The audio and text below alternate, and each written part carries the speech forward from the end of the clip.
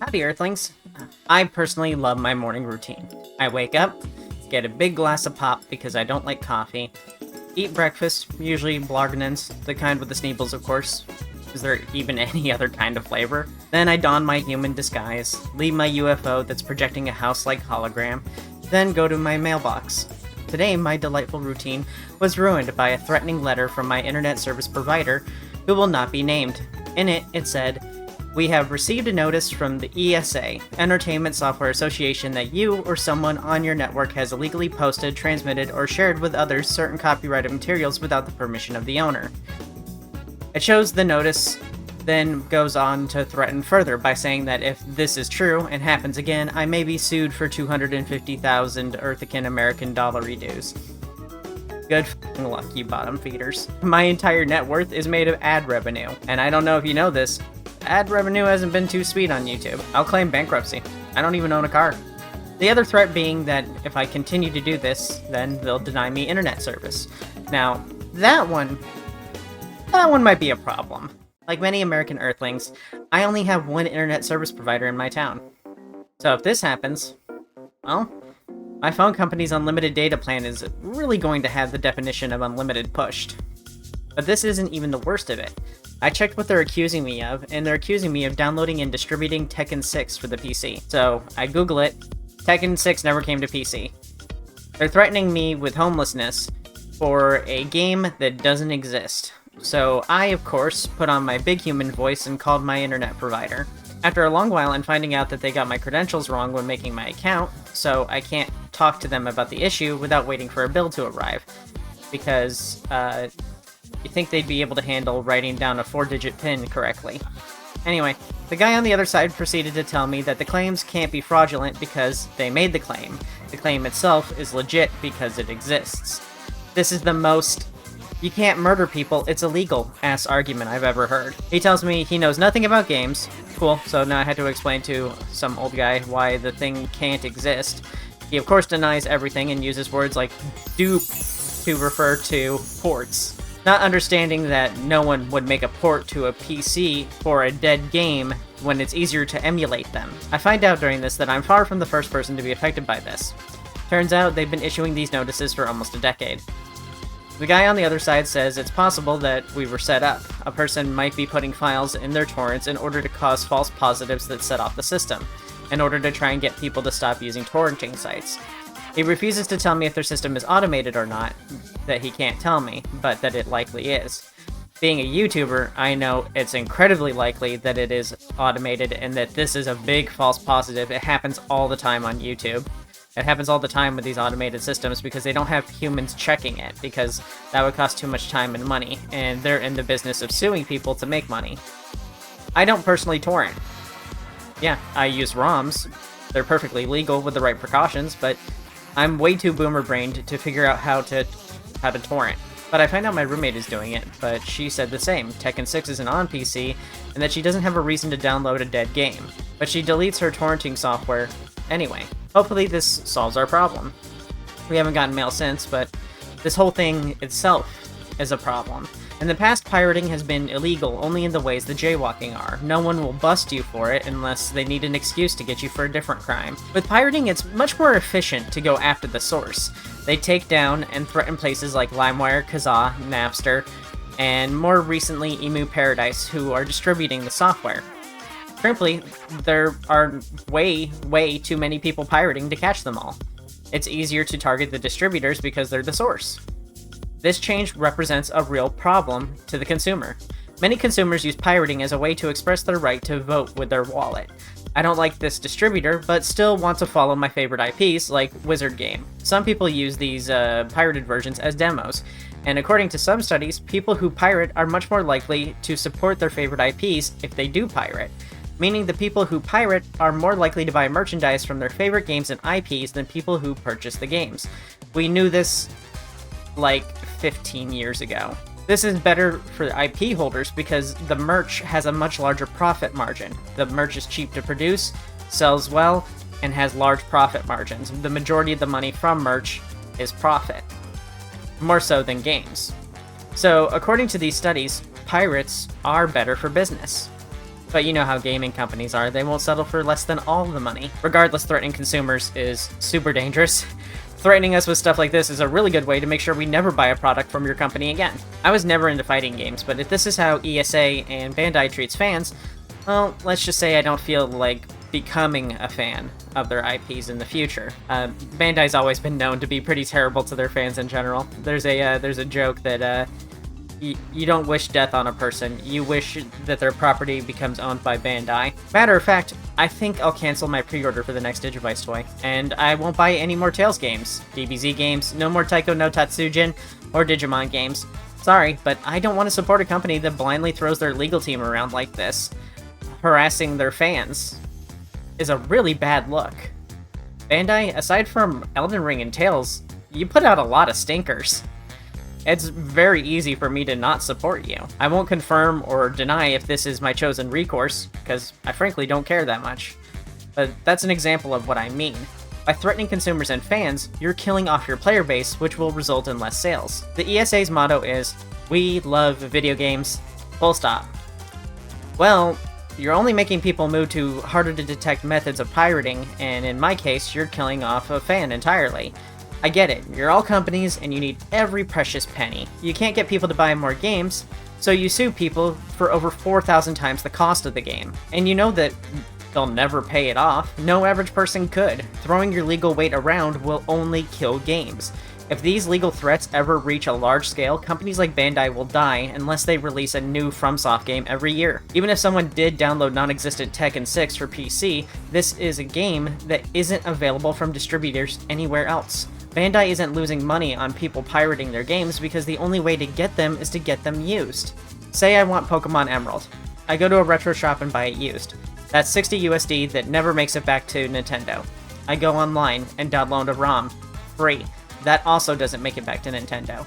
Nintendo doesn't offer Pokemon Emerald new, so there's no way for me to give them money directly to get this game. So if both of the only two methods that exist to get these games don't give money back to Nintendo, does it really matter which one I use? Because one is illegal, one might say. That's an appeal to law. A kind of logical fallacy. But just because it's illegal doesn't mean it's wrong. If the law enabled them, they'd go after you for trying to get used games too. I know this because they tried to incur a tax on the sale of used games through rental places back in I think it was the 90s.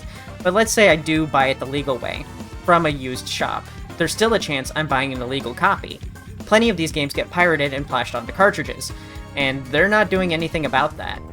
It's actually a really big problem in the Pokemon collecting scene, so even if I buy legally, I could still be doing it illegally. In that case, is it better that I paid 60 USD to the seller of a pirated copy, or that I got it for free from a ROM site? They know the answer, but they won't budge on this because it's not about the games. It's about the money. It's always about the damn money. This garbage is exactly why Earthlings aren't getting accepted into the Galactic Union. You're all way too selfish.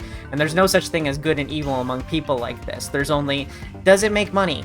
We can't make money off you pirating, so I guess we'll sue you, and you'll never be able to afford another game from us ever.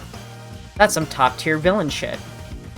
That's like how Walmart is catching people shoplifting, and instead of taking them to court, they give them a $500 fine, which is infinitely more than whatever they were actually stealing. A lot of the cases, these people steal maybe $30, $100 worth of food, and then Walmart, you know, slaps them with a $500, $1,000 fee, and they end up making a profit. Anyway, the long-reaching, monstrous, disgusting tentacle of the ESA doesn't stop just here. They're fighting the archival of retro games and delisting games from archival sites.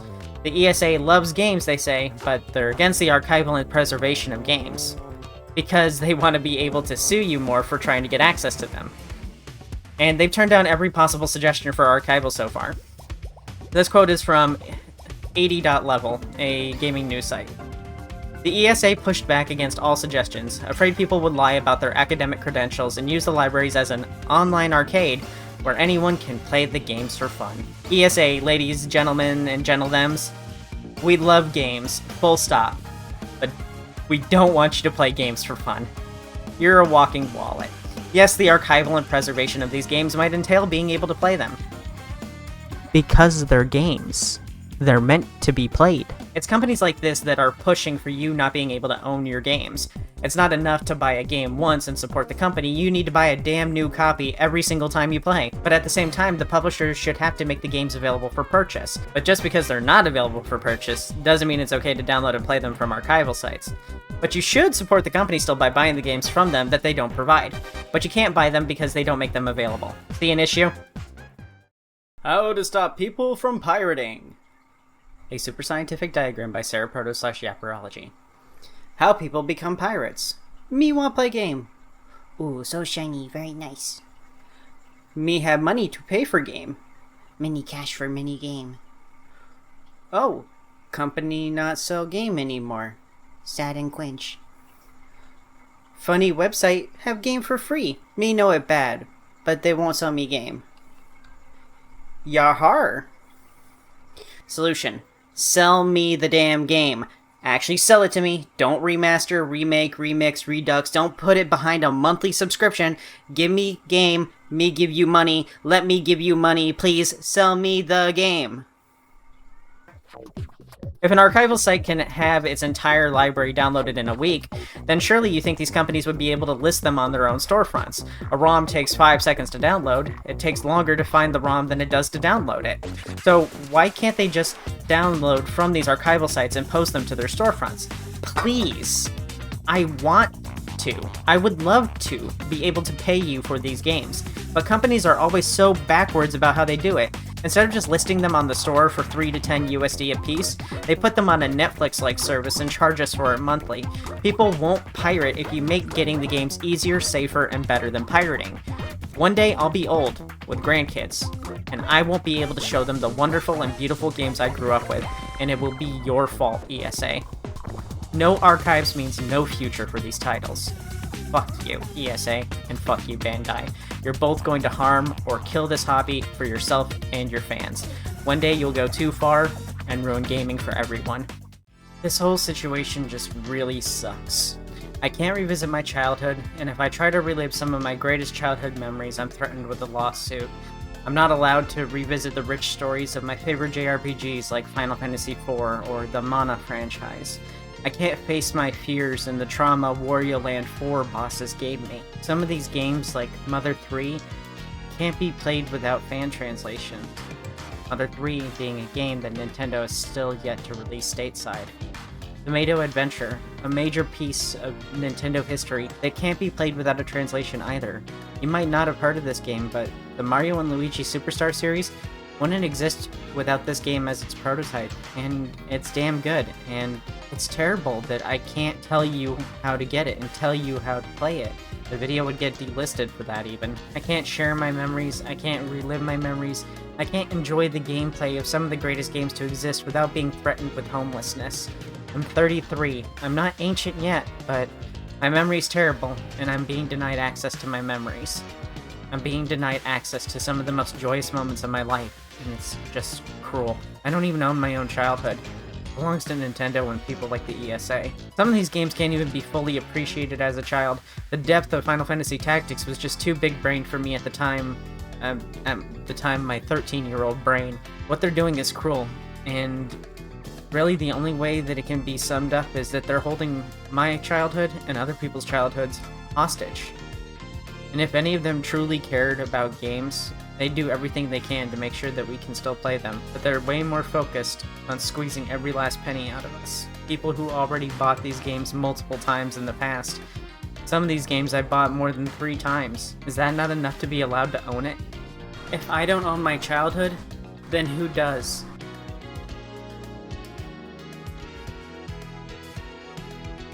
Thanks to all my patrons who make videos like this possible. Thanks to them, I can pay off one of these lawsuits in 5,000 easy payments over the course of 416 years. I'll be out of jail in no time. So thanks to Quill Raven, Najk, Blonde Fishy, Worm Syrup, Alexis C, Radiante, Raskver, WildKitty69B, Bake, Sly, Colorado Blue, Vaderson, Linky, Malding Brick, and Splackjack. This list is getting long, but what a great problem to have. Thanks for watching, and if you send me anything, make sure it's cake with a nail file in it. Bye!